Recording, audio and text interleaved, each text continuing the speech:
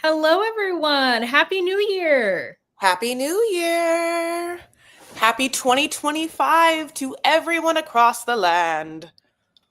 Jay Lee Do. Hi. Thank you for thinking of us. We absolutely appreciate it. There's going to be some people who haven't seen your face in so long. While I'm wondering if I should take myself off camera and just have you say hi to people on your channel for a second, and then I'll come back. Do whatever you want to do. Okay. I'll just stay here. Hi. Great. I love you. I'm sorry. So, what Um, I'm going to do is I'm going to take down my Christmas tree. And sure. you can see some of the decorations are already gone because Gato, my cat, has gotten to them. So there's that. And I bought some tubs from Target today. So it's been a full day for me. Ooh, I love tubs from Target. That's some 2025 energy. Sure, just putting every bullshit away, honey. Storing it somewhere and just calling it a new year. Yep. Yes. Well, I'm at my dad's house. I came late last night. It's because I have to do a bunch of stuff in the new year at my apartment in LA. And my biggest gift to myself, I left at my dad's house. So I was like, I have to go get it, which is an iPad Pro pencil. Oh, nice. Yeah. Nice. So I kind of wanted to do a roundup or talk about the things that happened in 2024 that stood out for me. So if you guys have anything, hi Esther, if you guys have anything that you would like to drop in the chat to remind me of, that would be super awesome. Just kind of a year in retrospect. One, cat. I'm putting you on pause, on mute, so you could type. Go ahead and type. One, Cat Williams going on Club Shay Shay. Now, a lot of people went on Club Shay Shay this year, including Keke Palmer, where she talks about some things that happened to her as a child, which is reminiscent of the docuseries that we did. I can't remember what it's called, but it's about the children actors or whatever. But anyways, let's get back to Cat Williams. Did not Cat Williams come out and just out the entire situation with Diddy? Cause Diddy like to party and you got to tell him no. In my head.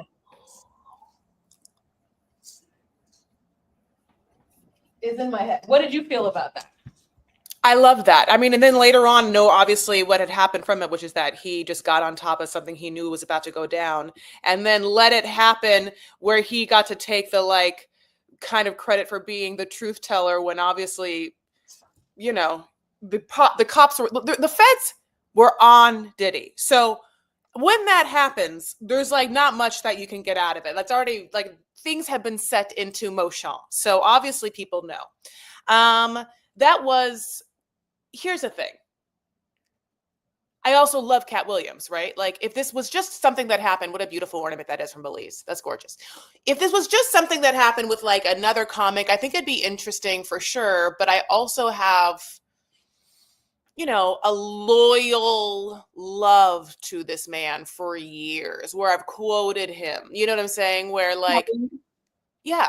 So that also made it even more seminal for me. But do you feel like that's it? Because I know you like him too. Do you feel like that also made it, even though he's not always giving us his best, because he's given us so many good things, I'm okay with him. I'm like, oh God, yeah, you've given us so much. I mean, not everything could be crazy, saying. I mean, yeah. Well, are you asking me, will there always be a place in my heart for Cat Williams? Yes, that. And then also B, is it because of Cat Williams? It's because it's him that this moment was so seminal for you in 2024. No, I think that yes, Cat will always have a place in my heart because I think he's hilarious, but I also think at the same time he's crazy. That man said that he read 1,400 books during his childhood, or during 1 year of his childhood, also during the Club Shay Shay interview. So it was you had to take certain things with a grain of salt. But then the Diddy thing coming to fruition was just oh my God, some things that he did say were correct. And then all that baby oil, that is crazy. All that baby oil, and then all the jokes, and it's just oh God, it's terrible. We shouldn't be joking about it. But I heard about Diddy's parties because of Cat Williams. Because of Cat Williams, is that Professor Obi? Like, I had heard about it from there. Okay, so then that happened, and then what else happened? I went on a mental health leave of absence in the summer, and it was great for me. So, oh, it's your house. So that was great for me. Sorry, the airplane. You hear the airplane? Yeah. I thought it was something for my thing. So that was really great. And then what else happened? I don't know. I don't remember. Anything else comes to mind in Q1 for you? Well, I'm not in a corporate structure, so I don't refer to like years in quarters like that. I'll tell you, I definitely have special moments that happen in 2024. Now, for me to try and isolate what month or what even like if they happen in the fourth early part of the year is too much for me. So I can just give you my own list. And they're just a different moments of the 365 days that made up last year, you know? Yeah. Okay, so obviously the biggest thing, well, for me, a couple of big things happened. So on a mental health journey note, you took a leave of absence. I started to get small amounts of the ADHD medication Vyvanse, which I think has really helped my executive functioning and therefore my ability to even emotionally regulate and therefore even my emotional maturity. And these things, even though they've happened slowly and progressively throughout the last year, I think remains a pivotal accomplishment of 2024. But don't worry, I have more like specific ones. Do you want to give another one now? Wasn't your show this year? What show? Lebanese Debutante? Wasn't it earlier this year? Nope. It's been a full year? Wow. Yeah, no, because that was at Hollywood Fringe last summer, and they had their own festival this year in 2024 that I was not a part of as an artist. Oh, for what? I think I liked it. Sorry, go ahead. No, I don't know. I don't know why I was like, no, you did your show. I don't know why I thought that was this year. I guess not. No. Yeah. We went to Podcast Movement. And that was sometime during Q2, maybe. I don't remember when that was. I just remember there's two things that happened in my life. It either happened before my leave of absence or it happened after my leave of absence. Yeah, that makes sense. Then do those. Yeah, that's a good buffer. Yeah, so that's how I planned it in my head. I didn't write anything down. So this is not anything like a list. It's not like a YouTube video, guys, where, things I want to leave in 2024, things that happen in 2024. Like, this is just top of the head, top of my brain, off the cuff. So also this is my Christmas tree. Got to make it tight. Got to tighten it really, really well. I just want to say, if you do want to know what happened to your life and you're someone that takes any pictures, a good thing is just to go through your photo album. Like, I realized, in January was the year. I went to a spa last January. Like, I went to C'est La Vie, which was like some weird spa that my dad's girlfriend had taken him to once or wanted to go to, but he's his ex-girlfriend. And then he took me and it was okay. And what else happened? In January, I did, I have a drag character that knows Fancy, and Fancy hosted a Fringe Dionysus social, and I hadn't dressed as Fancy in a long time. And so that kind of like started a year of me feeling like maybe I should do that again. That's great. I know, right?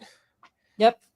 What else happened this year? Social media was the whole TikTok ban and TikTok going down, and TikTok apparently is not supposed to be working right now because of the TikTok thing. Hi, Ernestine. What do you mean? Like, you can't use your TikTok right now? Oh, no, you didn't know about the TikTok? No, you don't know about the TikTok? Yeah, I'm going to explain it. TikTok was outlawed or whatever in the US as supposedly this year because of China owning it. There's all those people who are like, I don't want to have TikTok because I don't want China to have my information. And I'm like, China already has your information. I just went to it. I don't understand. How can I go to it then? Well, it obviously didn't happen, but that was all the talk. You can tell me anything, honey. I'm very gullible. You just got me. Listen, you're my TikTok queen. You could tell me like it died. I'd be like, oh my God, I believe you. You know. Well, no, I wasn't lying. I wasn't trying to trick you. I'm saying that was word on the street. Okay, I feel you. Reality Life with Kate Casey had her improv show. That kind of happened in February. That was nice. I went to Disneyland. One of the times I went to Disneyland. Love is Blind happened. That was crazy. I got fake eyelashes. That was crazy. These sound like nothing crazy at all. Diddy being found with 10,000 bottles of baby oil? That's crazy. Quiet on Set happened. Oh yeah, that was the name of it. We had another iteration of Wicked. I also realized that like so many people don't know what Wicked is, and so they were finally, and it's been 24 years or some such, or like 20 years at least since the Broadway thing. When was that? When did you have hair that curly? When did I have hair that curly? Oh, that was at the Podcast Nation only earlier this year. Yeah. Wow, your hair was really curly. I know, and the funny thing is, I was curl training it, and I literally cut my hair thinking that my hair was going to then now be even curlier because but then my hair got straighter. Maybe you need to curl train it again. I know. Oh, poor Chris. I also had feathered my eyebrows, so it was just an overall very soft look I had during this time. I also had fresh Botox. Okay. Happy New Year. Will Jay-Z be going to jail too? I don't think so. Don't you feel like Jay-Z's PR manager and Beyonce's PR manager got together and brought them in a room and was like, okay, what the fuck did you do in the 90s and the early aughts? Because you already married a girl who was 12 years younger than you. And we saw you court her when she was 18 and you were 32. Did you like Beyonce is so much younger than Jay-Z? You're absolutely right. And he tried to, get with Aaliyah, and he was with Blue Cantrell and then married Beyonce and named his daughter Blue. And then, fucked Rihanna or whatever. Yeah, he's a whole situation. I don't know what's going to happen with him. I don't know what's going to happen with Blue, except that she's in that Mufasa film. And then there was some Reddit clip of the Mufasa film of one of the young kids like singing. And I think Reddit thought for a moment it was her, but it's not. It's like some boy, but it was like not the greatest singing. And they were like coming for like, basically a 12-year-old. But I don't know what Beyonce's going to do because it's really messy. And I think he's going to go. I mean, if she doesn't go down, then she is a fucking, and I mean this in the best possible way, like pop culture cockroach, because I know it sounded bad, but it's like because this is really bad. It's the father of her children, and like it's really messy. He's like, there's multiple rape accusers coming in and out of left field with fucking cases. Do I believe that Diddy and almost every rapper probably raped somebody in the early aughts? Yes. How about in the aughts, not early? And how about in the aught teens? That's not what it's called. What do you call it? It is the 2010s. Oh. Yeah. Or so the aughts is either Y2K or aughts. What do you think's going to happen with Kim? See, I think Kim and I think Kim is done too. Like, I think Kim knows she's done. Like, they didn't have their Christmas Eve party this year. I think she's trying desperately to like pivot to whatever she can, like being an actress. Kim had this whole thing where she was going to try and be a lawyer. It didn't happen. And then like an investment venture capitalist, and then got like low-key removed from all of that. I don't know. I just don't really know what that situation is. And the word on the street of the Kardashians is that like they're trying to make it seem like maybe Kylie is pregnant with Timothy's baby just to get some sort of like talk happening. But we're talking about them now. But it's also messy. Who knows? Who's Timothy? Chalamet. Oh. Timothy. Every time I see his name, Timothy. Yeah. Do you want to? Okay, so yeah, I finally bought myself an iPad, and I'm telling you, I feel like I won't let it go anywhere. Like this is like what I felt like. I think like when I was a kid and I got like a new like PlayStation console, where it's like I'm obsessed with it. I'm obsessed with it, and I use it all the time. And I don't know how I lived with life without it. And I feel like it's like easy for me to like track my life and do my to-do lists and stuff like that. And you can write with it, and you can read and write with it. You know what I'm saying? It's so great. And you can, and it has, I bought the thing that has like a, that's the pencil. And I bought the thing that makes it a keyboard. I can watch the shows that we have to watch on my computer and then write notes on my iPad. Like that's wild to me. You know what I do? No. My TV does AirPlay. So I watch it on my TV through AirPlay and I just take notes on my laptop. Okay, this is my question for you.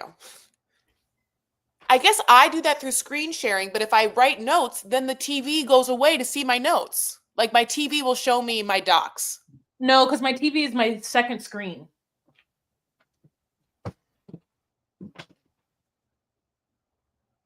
Is that just something that I have to toggle and make work for me? You know what? I don't know. It's just my second screen. So when I do AirPlay, my TV becomes a desktop. So I know to drag the screen that's here to the right, and it just flows onto my TV. Oh, well, I mean, okay, great. That's great. Yeah. So that's what it does for me. Yeah. So basically, then in the middle of the year, the biggest thing that happened to me is that I invested in Oh Mary, which was an off-Broadway show I saw with Cole Scola, and I loved it so much. And then my friend Julie got an investment opportunity in the Broadway run, and I did it, and it ended up being arguably, besides Hamilton, the biggest Broadway box office success besides Hamilton. Hamilton. The biggest Broadway office success in comparison to how small the budget is and to how much money they made in comparison. You know what I'm saying? That kind of way of recent memory. And that did the following things for me. Even though I wasn't a creative force in it at all, it made me feel confident that camp comedy was commercially viable if done well and funnily written. B, it made my father, who has spent his whole life being an investment stock portfolio manager, think of a moment of me doing something financially successful that somehow is the marriage of Broadway literacy and financial success, which I mean is of course what I've wanted in my fantasy my whole life, which is to be financially successful Make him proud. Yeah, but I want to be financially successful in my chosen creative theatrical field, right? Like, and make him proud, knowing that I can do this thing, doing the thing that I think that I'm great at. You know what I'm saying? And so this was a weird low-key way of somehow accomplishing that, even though it wasn't specifically like my creative endeavor. You know what I'm saying? And it somehow is a little bit cheapened by that, but at the same time, it does feel like the style of comedy is so familiar, And did you make back on your Certainly did. We matched, we recouped early on. So that, however, has made me feel like I want to perform more. And I took a long break also from like social media and like, I think I sort of got to take some time and refocus on who I am and stuff like that. And one other thing, it's funny, it's like, I think that in my secret fantasies, my most creative self like happens in some sort of like only child, imaginary, like fearless moments of like world creation in my mind. And if that makes sense, it feels like the more I'm able to like touch base with my inner self, the more I want to get back to that sort of freedom of creativity that feels like I'm creating something imaginary for me and somehow other people want to come in. What? Oh my God, is that your Santa? Is that a cup of cocoa? It's one of 1, 2, 3, 4, 5, 6, 7, 8 Santas. Is it hot cocoa? Yeah. Oh, thumbs it up.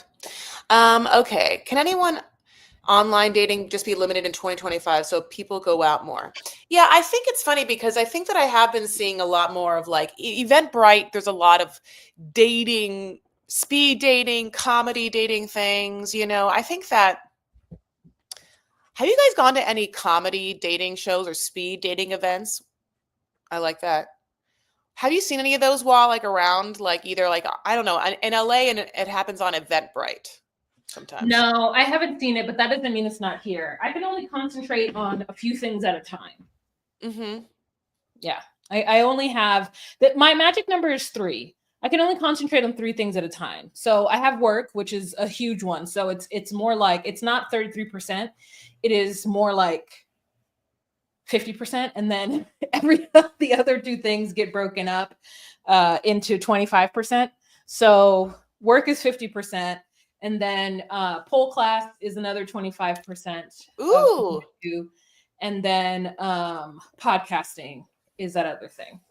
So to then, I mean, do I date? Yes. But do I find someone and just like kind of stick with that person until I can't? Correct. And the guys that I'm dating, am I dating them? No. We're just after 10 friends. Hi guys. Okay, well that's your little life update, for Christ's sake. Yeah, Becca, I thought you dressed up Gato. Me too. I was like, is there a cup of cocoa in that hand? Hi, Lynn J. Hi. It's nice to see you. I know. It's so nice to see. The kitchen is the heart of the home.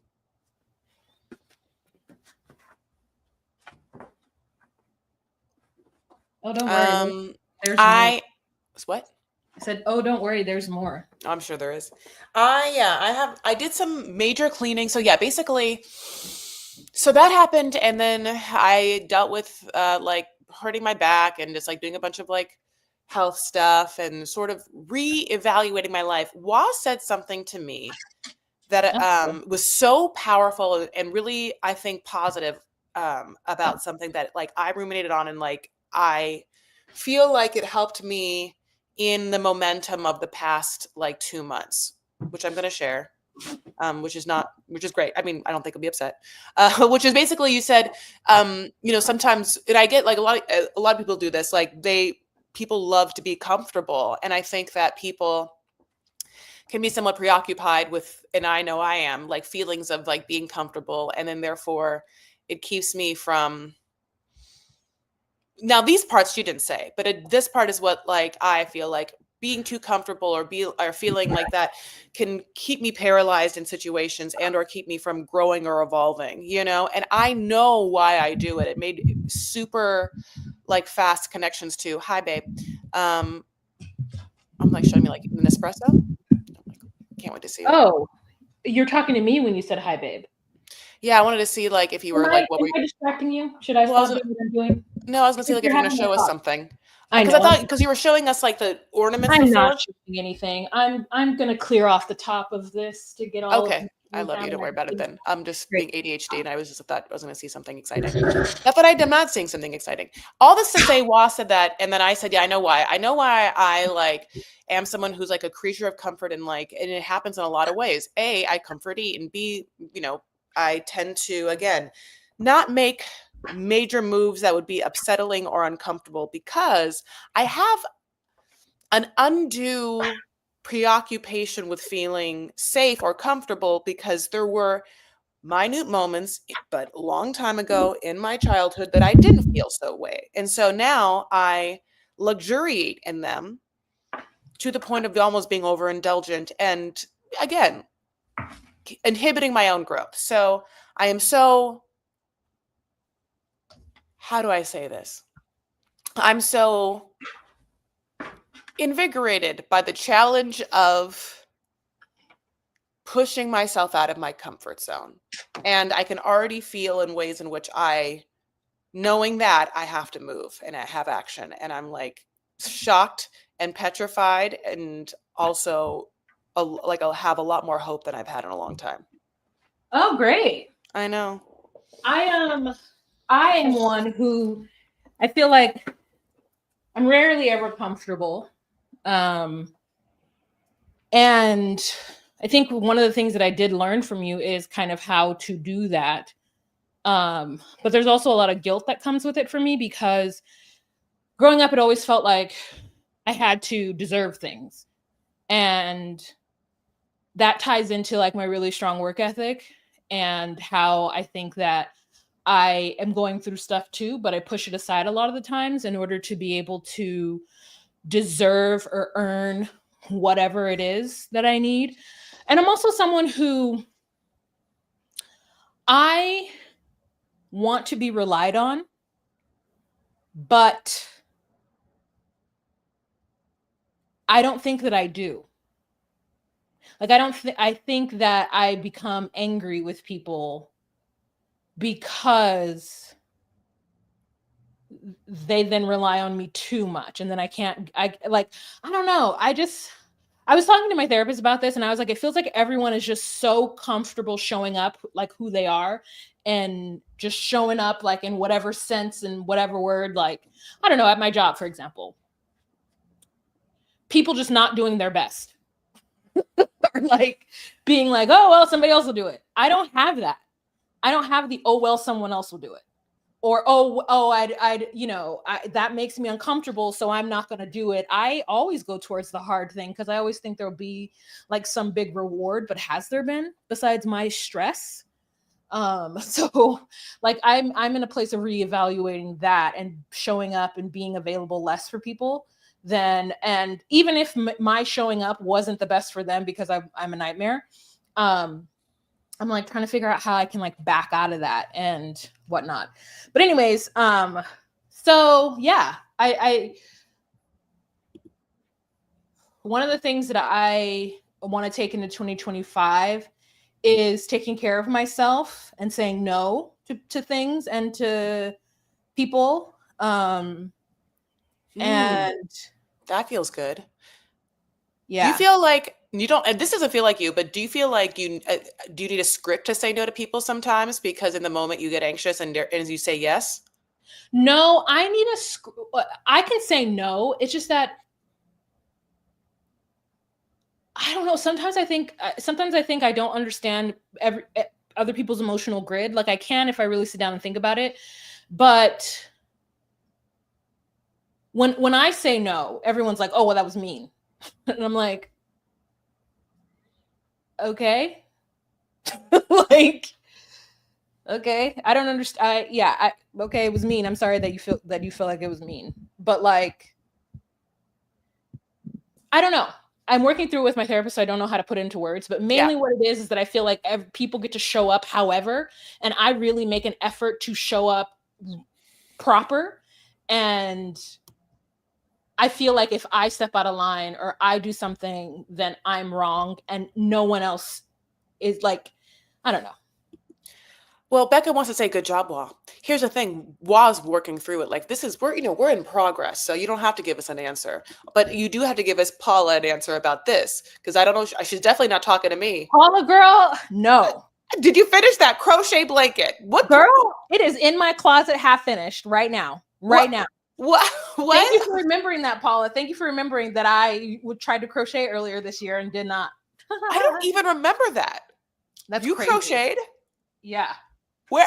What did you end up making? Paula, answer her. Well, Brittany loves the introspection. Yeah. Until she answers. So yeah, I think that I felt like when you have gone through certain amounts of trauma that you feel unsafe, you will do whatever it takes to feel safe and or comfortable, and you will, you'll align yourself to the feeling of that, and that can be great in a lot of ways, but also can become a little too much, and then therefore she lies the rub. Paula said not until the 19th. I don't know what that means.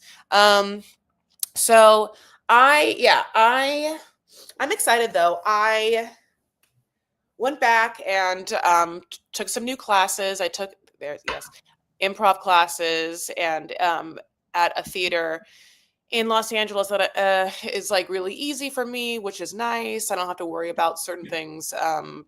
Just like it's an easy situation because I'm not hungry for anyone's validation, and it's easy for me to get to, which are two really choice places to be in Los Angeles with any sort of artistic institution that has weight. It's just close in proximity and also like not, whatever, like reliant on its validation of you. So that's really great. And then finally, after that whole year of doing fancy early on, which is like that drag character and seeing Oh Mary, I finally have a fancy actual show on the books happening February 21st with, and this is the first time I'm saying it, Jake returning as the penis and special guest Matt Marr. So it'll be at the Lyric Hyperion February 21st, the week after Valentine's Day, which is fitting. And fancily back with a whole new show. It's called Hookin' for Love. And I'm excited because in all the wrong places, hooking for love. Yeah, it just writes itself, doesn't it? And I'm excited to do a brand new show and sort of like marry my like love of dumb comedy with like certain amounts of heart and like, the trope of tropes, the whore with the heart of gold. So thank you. Yeah. So obviously so I'm excited about that. But then, I have my last improv class like tomorrow, and they judge you whether you're going to go on to the next thing or not, which is whatever it is. Even though I don't care, it's still somewhat annoying, right? Side note is, this is me a little bit, sorry to be this is what lives are for. We can be a little long-winded, right? Well, I'm going to say that's a yes. Okay. I had a mammogram yesterday, and it was one of the most hilarious experiences, I feel like, which is I have dense tissue, honey. Could you believe it? High density tissue in those big ass bitties. You know what I'm saying? And so I have to go get like an ultrasound or something like that with the mammogram, blah, blah, blah. And I go to this place like in Beverly Hills, and I get there, and like, at first it's just like I'm sitting and talking like in the waiting room, and I lock my purse in the locker accidentally, and the thing they give you to like wrap yourself in is like this loosey-goosey kind of like wrap, like Diane von Furstenberg-esque if she made like the worst top that gave you no support. And once you get like a mammogram, there's really fast ones that people do, and then there's ones that are not so fast, and that's me. And I literally am watching them just go in, go out so fast, and then I get taken to another room, honey, and I got to go back into and they do the smushy kind, you know what I'm saying? Where like they smush my already pancake boobs into near like flying saucers, you know what I'm saying? I mean, like Genoa salamis. I mean, they are pushing down. I mean, in every which way. And also it's New Year's Eve, so no one wants to be there. Like every nurse wants to be at. I'm hearing everyone's like goodbye conversations of the new year. There's like so many personalities. There's like this one woman I was talking to, like who had found cancer, but it's only stage 1, and she had gotten it removed. And so now she comes back every 6 months. There was another woman there that like came in like, and she was like, oh, thank God. Anyway, I'm happy I'm here, and let's just get this done. I know you want to leave as soon as possible, and so do I. Am I your last client? And then this woman was like, no, I still have 3 more. And that shut that woman up. That was so funny. Anyway, I have to go back and get a biopsy because I don't know because my boobs are just so dense and they can't tell what anything is in there. So like there's something they don't know if it's like fat or who knows what, and I have to go put a needle in there and get it taken. That's fine. I'm excited about it because I'll tell you one thing about being in this mammogram situation is it felt very like feminine. And there was one room that just said lactation room, and I didn't know exactly what happened there because like I know women lactate from their boobs, and I know that happens when usually you've given birth or whatever, but like what's the room for? What happens in the room? Lactation, is that just to go and if you have to like, like get pumped? Is that a pumping room? I think I would understand it more if it said pumping room, but lactation room just means A lactation room is for women who are or people who are lactating to be able to School pump?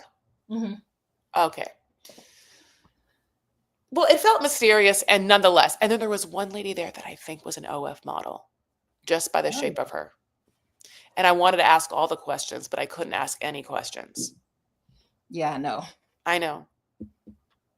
No, don't ask any questions. I didn't. Good. But there was another lady there that had read bad reviews about the place and was like talking about it. And I was like, shh, they're right there. She didn't care. I know she didn't.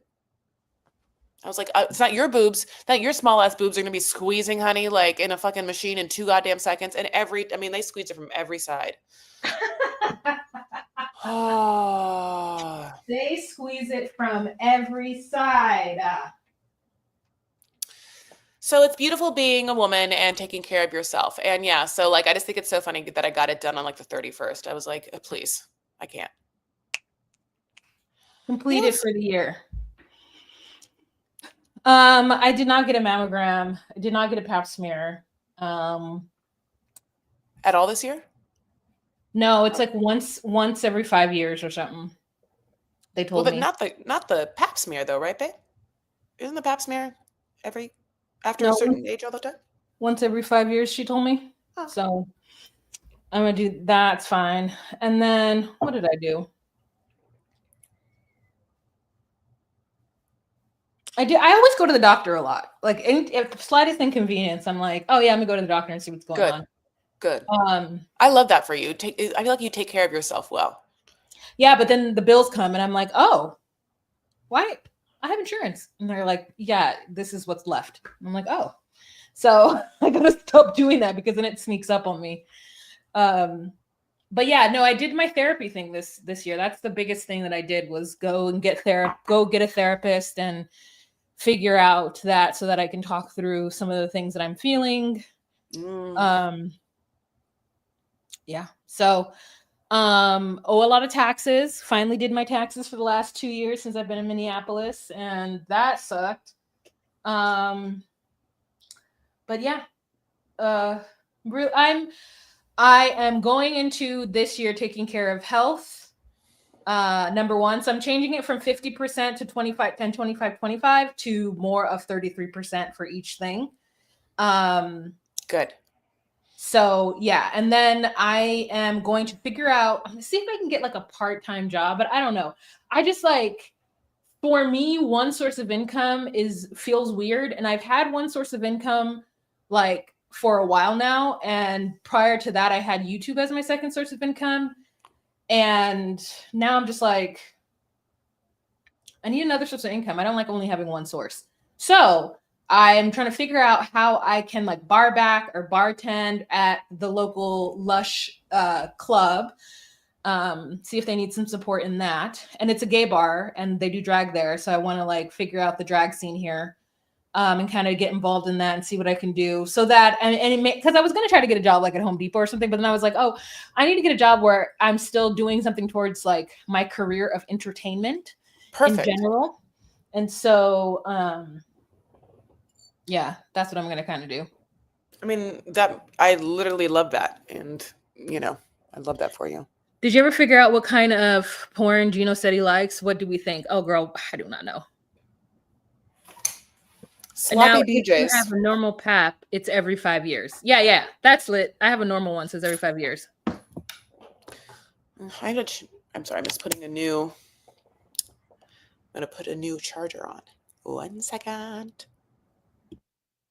I am hot. I got to open the door.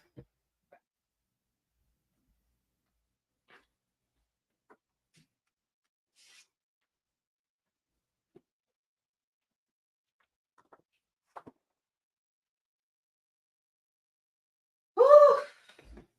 It's getting hot in here, so hot. Nah.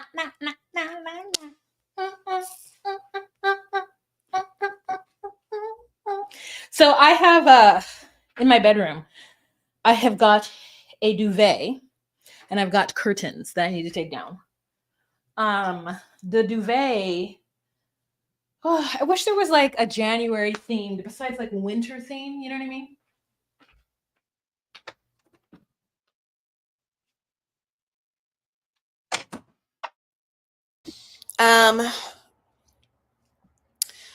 Some other things. So besides the fact that I have to go back to it, I want to go to some new therapists as well as some people that might help me in the following arenas: writing, scheduling, life coaching with a emphasis on executive functioning, which, believe it or not, they have.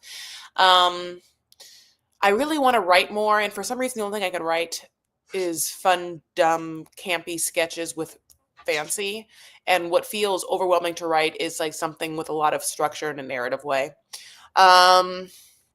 So that's what I like want to kind of like get on. I really have a great therapist I've gone to over the years, but I really want to get someone with a little more structure for like what I need to work on, which is exactly what I said, and maybe also some sort of dating romance situation. But I sometimes think that those things will alleviate with, I think, a better grasp on my own reaction to how I'm feeling and how I'm feeling.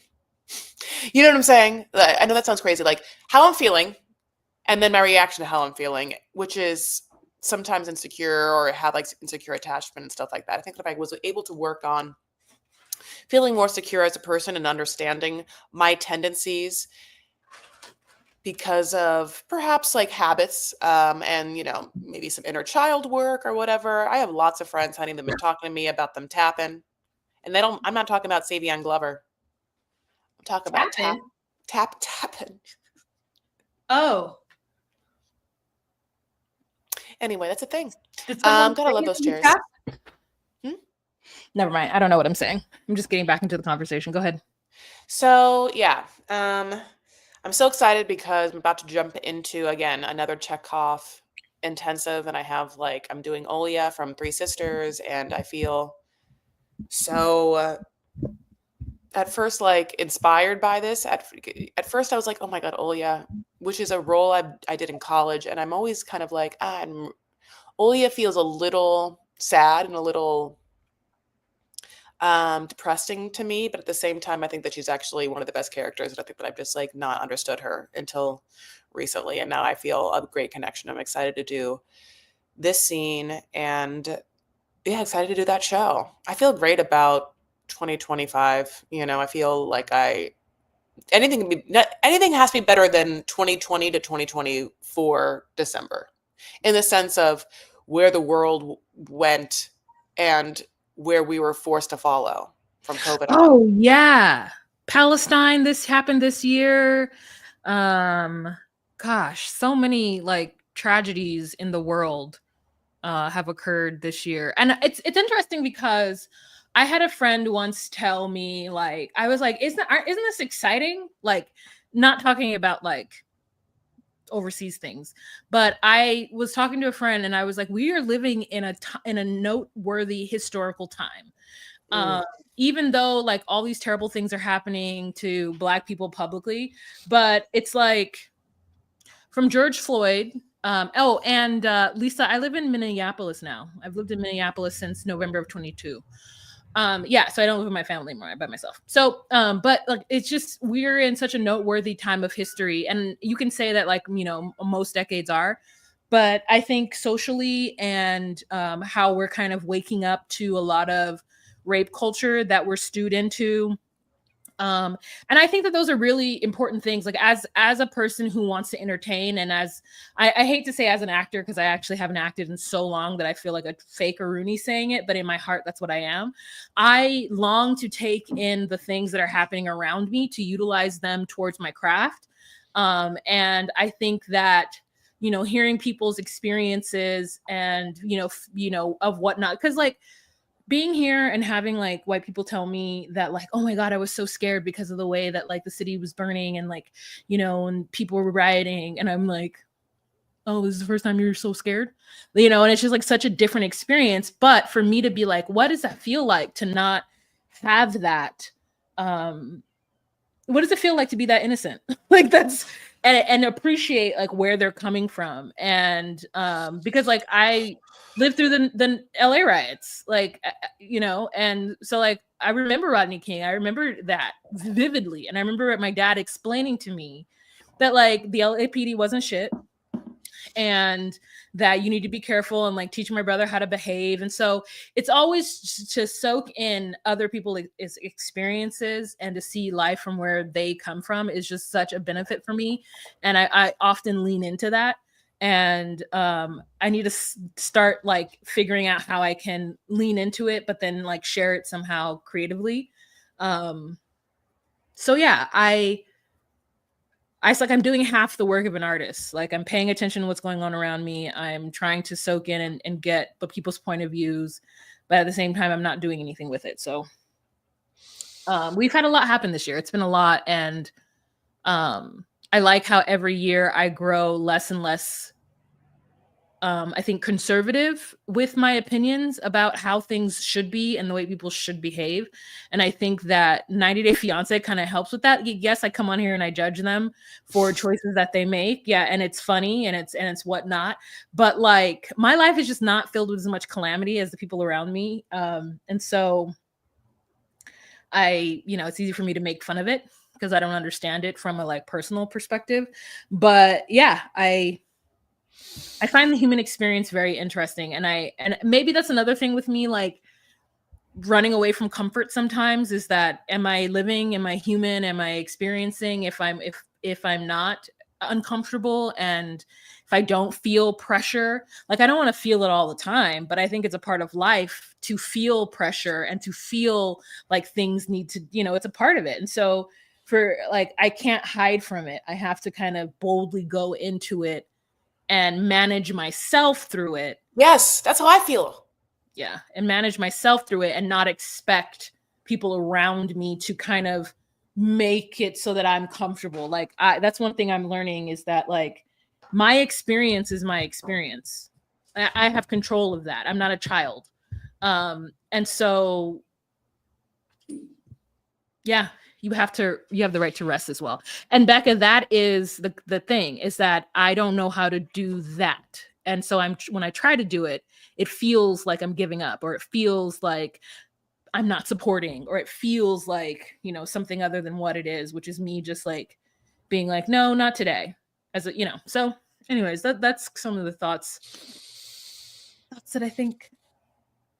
Yeah. Thoughts that I think. Yeah, I like the thoughts that you think. That makes sense,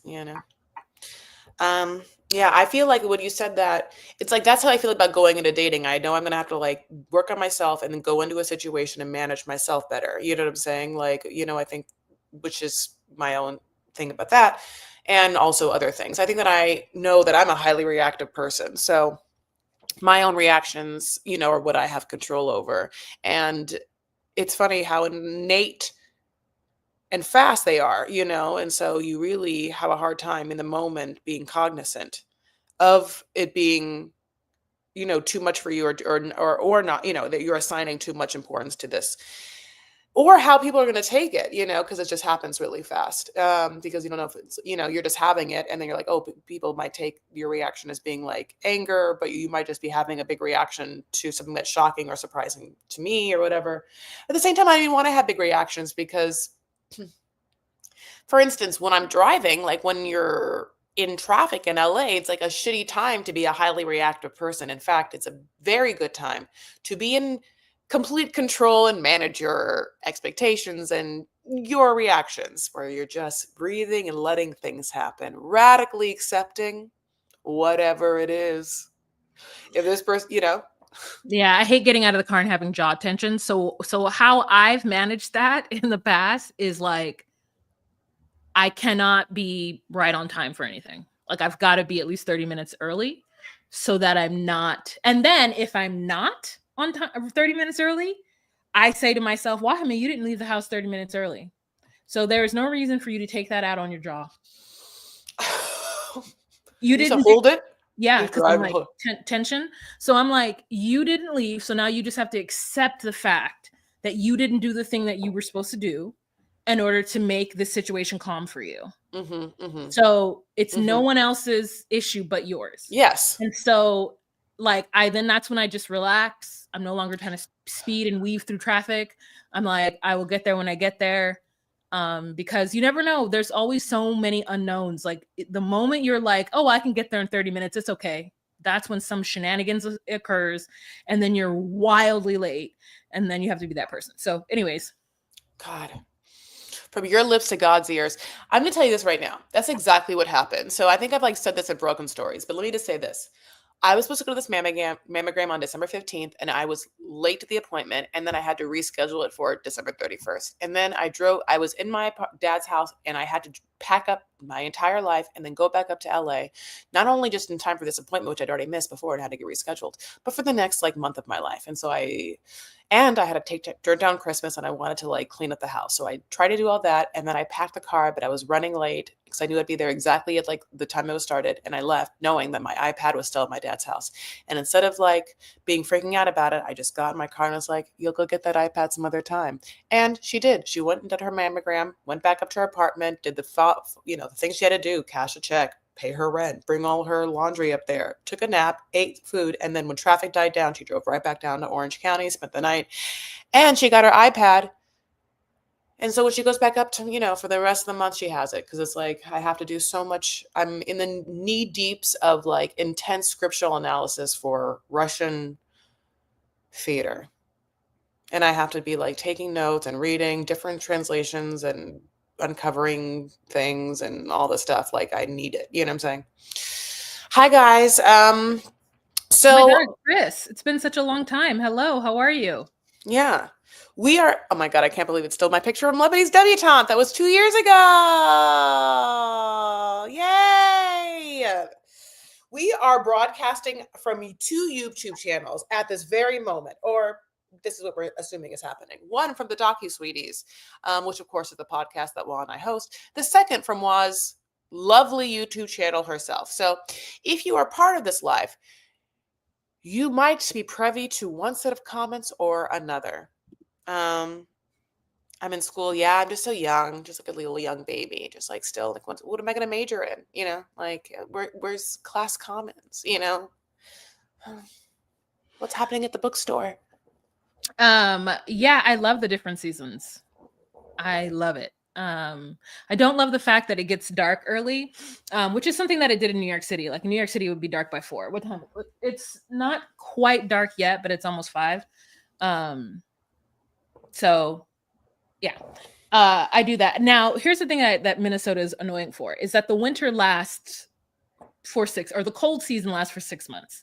So it is like hot as hell from like July to September 29th. And then October 2nd, it is chilly and nice. And then like November, it gets kind of bitter. And it's supposed to be like really bitter in January, February. And then it's still snowing in April. It's weird. It's still cold in April. It's just the weirdest thing. Brown Girl Reading. Happy New Year. Happy New Year, hon. I'm reading so much smut. It's not even healthy.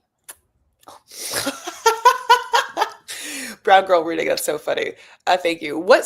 I'm sorry. You're reading so much smut, you say. It's not even healthy? Are you Gina? Is this your porn? Are you addicted to smut? Yeah. Sometimes I just need like a really good, like, right? Okay. But the thing is though, like it is high fantasy in the fact that it has elements that a lot of people would not be into, or a lot of women would not want to admit that they're into it. And here's the truth. I'm not necessarily into the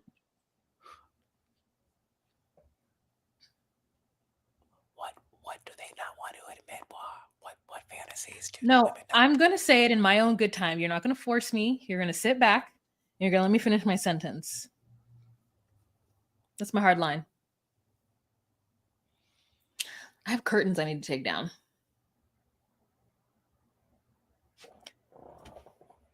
Okay, great. So, Gato, here, you play with that. Okay, yeah. So anyways, here's the list of the nonsense. Okay. There's Lights Out by Navessa, which reminds me of her name being Vanessa, but Navessa Allen. Now, this one has elements. This one, Lights Out, has elements of, you know, knife play and breaking and entering, breaking and entering fantasy, like rough outdoor situations. And so when you first start reading it, you're like, oh my God, this is too much. Like, yeah, it's a lot.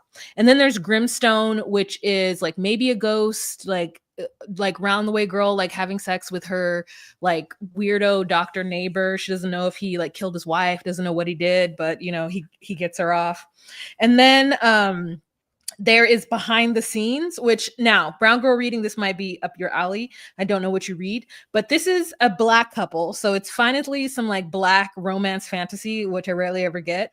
And it's by Christina C. Jones. And there are like 2 really hot sex scenes in here. And this is just like, I mean, it's upper echelon Black folk. Like it's Nepo baby shenanigans. And so that's really interesting because it takes place in Los Angeles, and these 2 Black Nepo baby people meet and like have an entanglement, which is so funny because I'm like, this is not real because this is not Atlanta. LA, all the Nepo babies know each other. There's no way. There's no way that O'Shea Jackson doesn't know every single one. O'Shea Jackson Jr. doesn't know every single one of Andre's children. Like, there's no way that like Magic Johnson's children don't know every single, like, you know what I mean? Like Black Nepo babies, like celebrity, they know each other. So anyways, it was fun. I don't read romance, but I hear all and it cracks me up. Okay. Well, anyways, it's Behind the Scenes by Christina C. Jones, if anyone's interested in it. But that's it. That's all I have to share right now. There's other ones, but they involve vampires and shit, and I know people aren't into that. Joss Wilderstein died, yes, and that also is kind of Darcy and Cece. Yes, she died. She Who was is still that? young. She was the cat lady, honey, that got the face plastic surgery. Oh, In you New York. know, Madam Maggie Smith died. That's a huge thing that happened this year. Yeah. Dame Maggie Smith. I love Madam Maggie Smith. Madam Maggie Smith. Maggie Smith. Yeah, she died. That was a big thing. And Black people were like, Professor McGonagall died. And I was like, no, she didn't. Someone would have called me from her estate. I'm like, I knew her when she was Mother Superior. You know? I know. Of course. I know. Sister Act. It's funny because I just watched like I was watching some Christmas movie that's basically Sister Act, where like a priest goes into it's like Bing Crosby, Going My Way, which is like a black and white movie where Bing Crosby plays, I mean, it's not really like a priest that's like young and fun, and it goes to like a place where there's an old crabby guy and they have to like turn it over, and he turns it over with the use of a young choir that like turns everything around and makes the lease, like the mortgage that church was going to lose the mortgage. It's like basic. I can use like the same thing. You're like, wow. Anyway, and from that movie, do you know that song?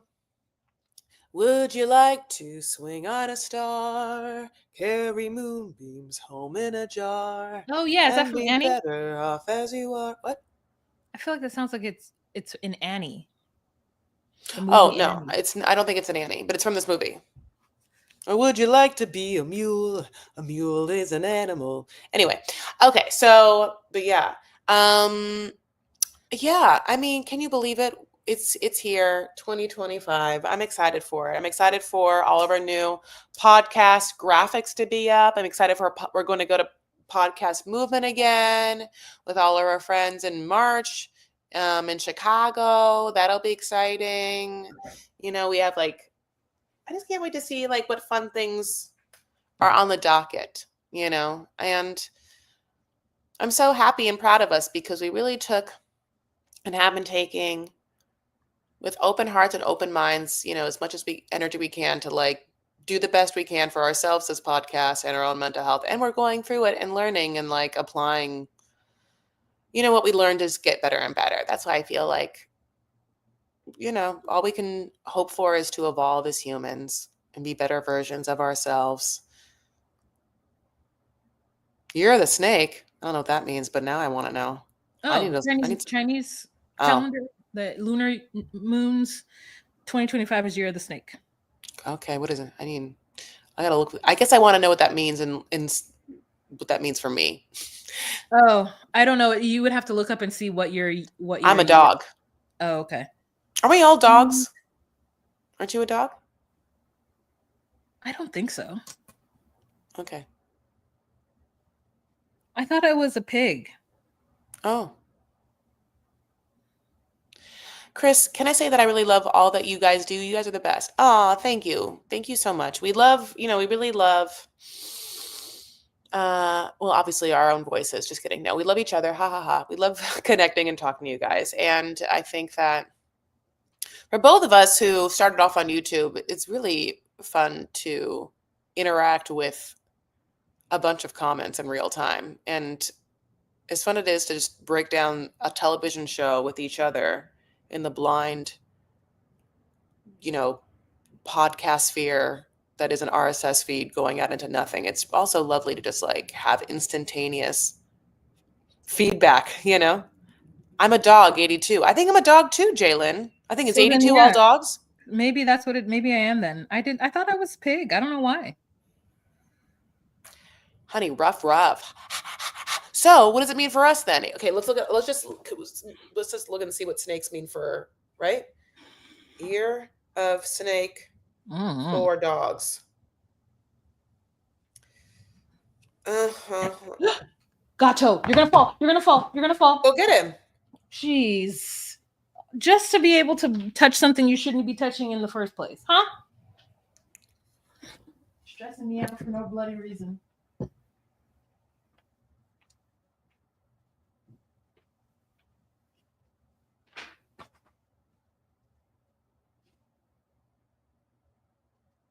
Okay, so this is what they say. Okay, now you're going to look up your own. But if you're 82 or any sort of year that is the dog, and the year of the dogs just quickly will be 2018, which if you are 2018, I don't know why you listen to this podcast, you're a baby. 2006, 1994, 1982, 1970, and 1958. Now I'm going over the demographics of this podcast. A lot of us will be, I don't know if you know this, but a lot of people just listen to us are our exact same age. So the idea there's also a 1970 group and a 1994 group listening to this podcast is LOL to me, but here we are. Okay. So obviously we're genuine, dependable, thoughtful, empathetic, and patient. Those are just like classic dogs, There's Chinese astrology connects each zodiac sign to one of the 5 elements: gold, metal, wood, water, fire, and earth. A wood dog occurs once every 60 years. A person is said to be influenced by their animal sign and the element of their birth year. Consequently, there are 5 types of dogs, each with a different personality. There's wood dog, fire dog, earth dog, gold dog, and water dog. I just assume that I'm gold dog. I want to be a water dog. Okay, wood dog is genuine, dependable, thoughtful, empathetic, and patient. Fire dog is bright, diligent, and earnest. I'm fucking not that. Earth dog is expressive, focused, and reliable in tasks. Oh my God, you're kind of, what if you don't want to be, but you're a little earth dog. You do this for yours. You're like the battered woman that like shows up with like a black eye. You're wanting people to say something. Okay, so do I just take off my glasses? I walk around. Okay. You are earth dog. Gold dog is traditional, admirable, cautious, and always willing to assist. And then water dog is courageous and self-focused, sometimes perceived as selfish, skilled in handling financial matters. That's not me. I'm not a water dog, but I am seen as selfish. The dog Chinese Horoscope 2025, ruled by the strategic and intuitive snake, is unusual in a mix of possibilities and complications for the dogs. Loyal, honest, and with a strong feeling of fair play, dogs are well equipped to overcome the challenges this snake year presents with elegance and expertise. Here's an elaborate insight into what you might expect in the year 2020. So I'm not going to go into it, but I don't even understand how. Okay, well, career, I'll say this. In Dog Chinese Horoscope 2025, this career looks stable with some lucky stars shining. Hopeful people may appear in your life. Relationships with colleagues and leaders should improve, and any past conflicts can be resolved. With support from lucky influences, gaining your boss's trust could lead to opportunities for advancement. Don't put snakes up your butt. Oh, how am I gonna get anything in this year then?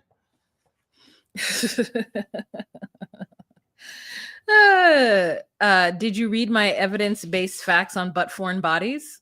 Shay, what is happening with you? A lot of butt talk. Remember that time everyone talked about anal, that one episode? That didn't. Oh, that just, yeah, we released that episode. What? That was like when Joey and Magna talked about anal. Oh my God, it was too much. Even it's too much. Oh yeah, we did. Mr. Ark didn't say anything about that. Oh, Mr. Ark, honey, we only do it in the vaginas, honey. Oh my God, Shay, you must see people do so much up their In their butt. butts. Remember, you guys, horrible, but you remember when there was that really bad story of the famous Hollywood actor that put a gerbil up his butt, and then he had to go to the ER to get it taken out? Yeah. What's his name? No, Yes. not Gene Wilder. Richard Richard Gere. Gene Wilder is a hilarious guest, though. Not Gene Wilder. Only men do it.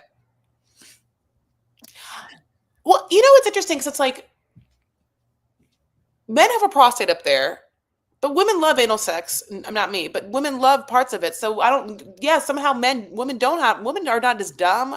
I don't know what the fuck, but yeah, you're right. A lot of men just put shit up their butt, and then they have to like deal with the consequences later.